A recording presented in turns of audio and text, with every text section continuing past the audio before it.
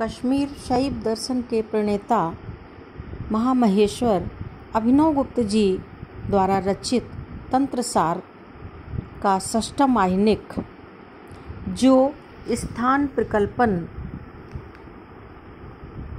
के नाम से चर्चित है, गुरु कृपा से यहाँ प्रस्तुत है।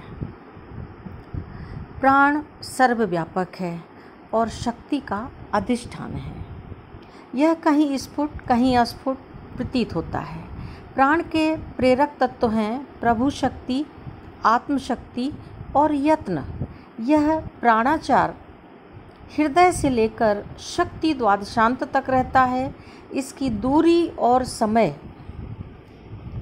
विचारणीय है। जैसे घड़ी की सुइयां सेकेंड्स और मिनट समय की गति का प्रकाश करती हैं, 1 से 12 अंकों के मध्य दूरी चलती है, उसी से समय का आकलन करते हैं। इसी प्रकार 36 अंगुल के इस प्राणाचार से तुटी, पल, कला, प्रहर, दिन, मास, वर्ष की गणना का रहस्य साधकों के लिए विशेष रूप से इस आह्निक में ज्ञातव्य है।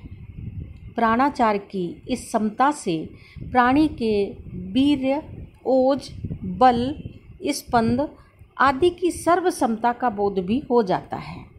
प्राण और अपान के जाने आने के क्रम से घटी, तिथि, मास, वर्ष, समूह रूप समस्त काल भी आकलित हो जाता है।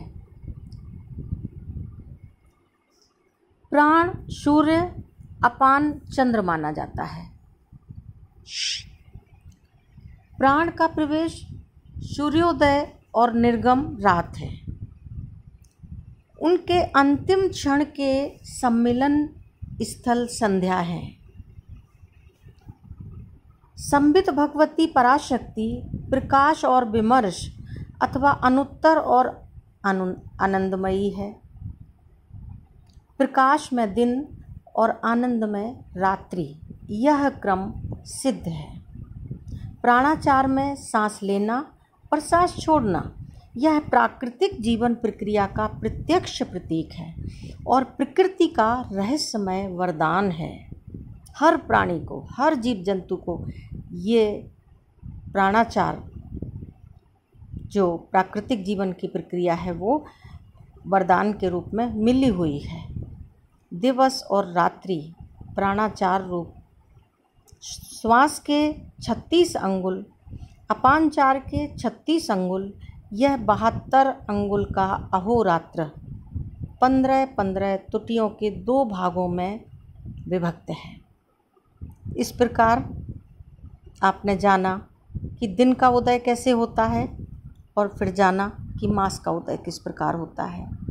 अर्थात आप तिथि का उदय और महीने का उदय जान चुके हैं। तिथि का उदय होता है 1 निश्वास और 1 प्रश्वास, इसको मिला करके हम एक प्राणाचार कहते हैं। ये एक प्राणवाह है और दूसरा प्राणवाह है, जिसको हम अपानवाह कहते हैं। ये दोनों मिलकर एक प्राणाचार होता है। एक प्राणाचार बराबर एक तिथि के, अर्थात 36 अंगुल प्राण हृदय से द्वादशांत तक गया। वहाँ संध्या हो गई, दिन पूरा हो गया।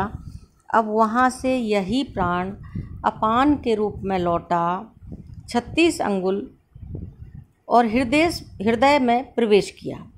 यहाँ पर रात्रि का अंत हो गया।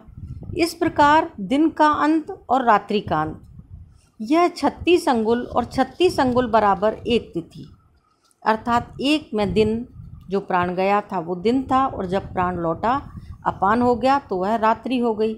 इस प्रकार एक तिथि हो गई। फिर आपने मास को कहा। मास यानी महीना कब हुआ? यही प्राण जब गया और द्वादशांत तक पहुंचा 36 अंगुल, इसको आपने मान लिया यह पूरा पक्ष है। जिसमें दिन था वह हो गया कृष्ण पक्ष, क्योंकि इसमें चंद्रमा नहीं है, सूर्य है। सूर्य के तेज में चंद्र का प्रकाश नष्ट प्राय हो जाता है। शाम हो गई। अब वहाँ से अपान के रूप में जब प्राण लौटा तो यह अब सूर्यास्त हो चुका है, चंद्र का समय आ गया है। तो चंद्र उदय हुआ, चंद्र की कलाएं बढ़ती गईं, आकर के उस समय तक पूरी कलाएं हो गईं। यह पूर्णिमा हुई, अर्थात जब प्राण लौटा अपान के रूप में, अपान जब हृदय में आ गया तो इस समय हुई पूर्णिमा। प्राण जब द्वादशांत में पहुंचा तो इसमें हुई अमावस्या। अपान जब द्वादशांत से हृदय तक आया तब हुई पूर्णिमा। इस प्रकार अमावस्या और पूर्णिमा दोनों मिलकर एक मास बना।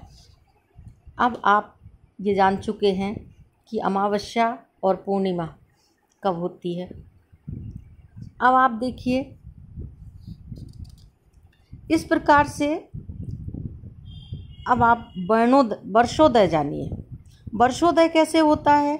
इसी प्राणवायु को प्राण हृदय से उदय हुआ और चला, यह 36 अंगुल पहुँच करके द्वादशांत पर पहुँचा। इस पूरे को हमने एक अयन माना। ये एक कृष्णायन हो गया और दूसरे को हमने माना वहाँ से प्राण जब लौटा यहाँ हृदय तक आया अपान के रूप में, तो ये हुआ दूसरा आयन। इस प्रकार यह 2 अयन हुए, उत्तरायण और दक्षिणायन। पहले उत्तरायण हुआ फिर दक्षिणायन।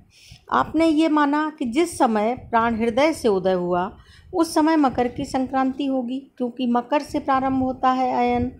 पहले होती है मकर संक्रांति, फिर मकर से कुंभ, कुंभ से मीन, मीन से मेघ, मेघ से वृष, वृष से मिथुन।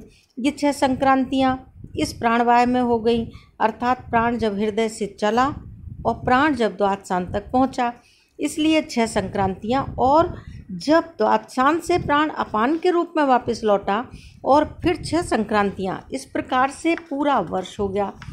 एक संक्रांति बराबर 1 माह, इसलिए 6 संक्रांति बराबर 6 माह। तो 6 माह हमने माने प्राणवायु में और 6 माह माने अपानवायु में। कुल मिलाकर के जो प्राणचार हुआ एक, उस प्राणचार में 12 माह माने। 12 महीने का 1 मास हो गया।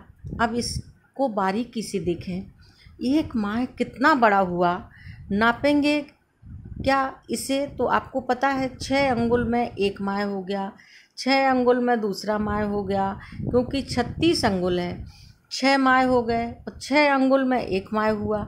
तो ये प्रत्येक अंगुल की जो दूरी हुई वो कितने दिन की हो गई? एक तिथि की 5 तिथियाँ, 5 तिथियाँ, 5 और 5 तिथियाँ मिलके 10 तिथियाँ। इस प्रकार 1 माह में